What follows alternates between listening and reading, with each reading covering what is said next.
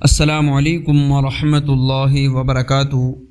ناظرین، دنیا کی سب سے بڑی پرامن اسلامی تحریک جس نے کروڑوں انسانوں کی زندگیوں کو بدلا، جس کے ایک اشارے پر لاکھوں مسلمان اللہ کے گھروں کی طرف دوڑ پڑتے تھے۔ جی ہاں دوستو، ہم بات کر رہے ہیں تبلیغ جماعت کی 90 سال سے زائد عرصے تک بغیر کسی دنیاوی لالچ اور سیاسی ایجنڈے کے چلنے والی یہ جماعت آخر کار 2016 میں 2 حصوں میں کیسے بڑھ گئی۔ وہ جماعت جو امت کو جوڑنے کی بات کرتی تھی، اس کے اپنے اندر یہ اختلاف کس نے پیدا کیا؟ آج کی اس ویڈیو میں ہم کسی کی طرف داری کیے بغیر تاریخ اور حقائق کی روشنی میں اس پورے تنازع کا مکمل خلاصہ پیش کریں گے۔ ویڈیو کو آخر تک ضرور دیکھیے گا۔ ناظرین، اس اختلاف کو سمجھنے کے لیے ہمیں تھوڑا پیچھے جانا ہوگا۔ تبلیغ جماعت کی بنیاد 1926 میں حضرت مولانا الیاس کانہلوی رحمۃ اللہ علیہ نے رکھی تھی۔ ان کے بعد ان کے بیٹے مولانا محمد یوسف کانہلوی رحمۃ اللہ علیہ اور پھر مولانا انعام الحسن صاحب کانہلوی رحمۃ اللہ علیہ، جنہیں عام طور پر حضرت جی کہا جاتا ہے، اس کام کو آگے بڑھایا۔ حضرت جی مولانا انعام الحسن صاحب رحمۃ اللہ علیہ کے دور تک جماعت ایک امیر سربراہ کے ماتحت چلتی تھی۔ وہ فیصلوں میں کوئی رکاوٹ نہیں تھی، لیکن 1995 میں ان کی وفات کے بعد کہانی میں ایک نیا موڑ آیا۔ دوستو، 1995 میں جب مولانا انعام الحسن صاحب رحمۃ اللہ علیہ کا انتقال ہوا تو انہوں نے اپنے بعد کسی ایک شخص کو امیر مقرر نہیں کیا، بلکہ 10 افراد پر مشتمل ایک عالمی شورا بنائی۔ اس شورا میں 3 اہم ترین نام تھے: مولانا اظہار الحسن رحمۃ اللہ علیہ، مولانا زبیر الحسن رحمۃ اللہ علیہ اور موجودہ مولانا سعد کانہلوی صاحب۔ وقت گزرنے کے ساتھ ساتھ شورا کے اکثر بزرگوں کا انتقال ہو گیا اور آخر میں صرف 2 بڑے چہرے رہ گئے، مولانا زبیر الحسن اور مولانا سعد کانہلوی۔ جب تک مولانا زبیر الحسن صاحب زندہ رہے، نظام الدین مرکز کا کام دونوں مل کر چلاتے رہے، لیکن 2014 میں مولانا زبیر الحسن صاحب کے انتقال کے بعد قیادت کا یہ خلا سنگین صورتحال اختیار کیا گیا۔ اب سوال یہ تھا کہ جماعت کا اگلا امیر کون ہوگا؟ یہاں سے جماعت واضح طور پر 2 نظریات میں تقسیم ہو گئی۔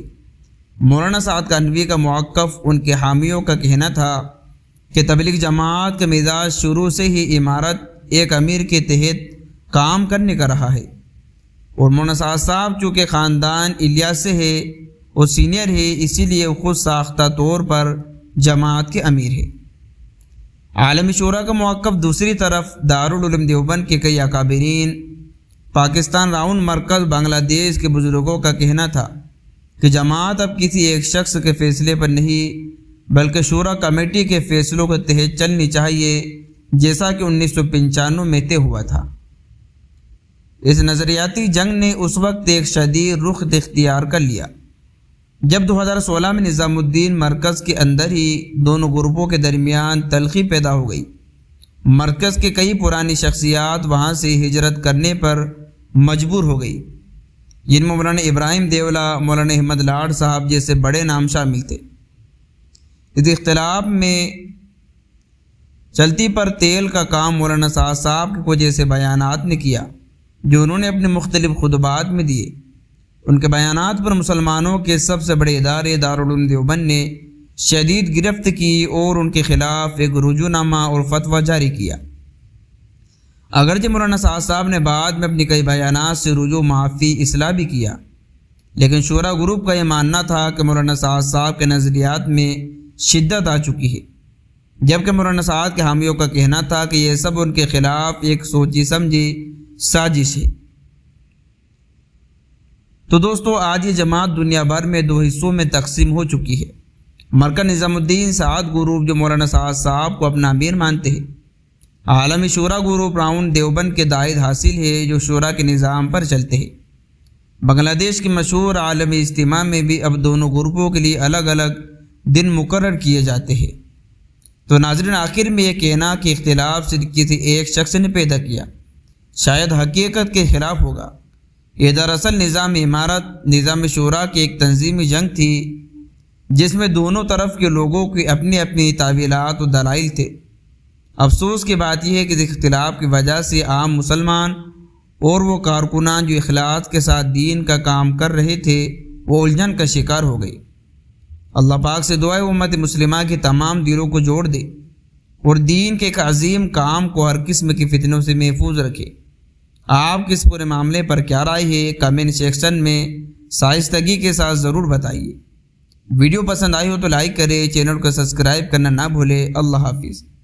تو دوستو رجی ساتھیو، یہی تھا وہ پورا خلاصہ جو آپ کے سامنے ہم نے پیش کیا ہے۔ تو دوستو رجی ساتھیو، آپ اپنی حساب سے اپنی رائے کمنٹ سیکشن کے اندر ضرور دیجیے تاکہ ہمیں بھی پتہ چل سکے کہ آپ لوگ اس بارے میں کیا رائے رکھتے ہیں۔ کیا اس ویڈیو کے اندر ہم نے جو بات کہی گئی وہ بات صحیح ہے یا نہیں؟ ملتے ہیں نیکسٹ ویڈیو میں۔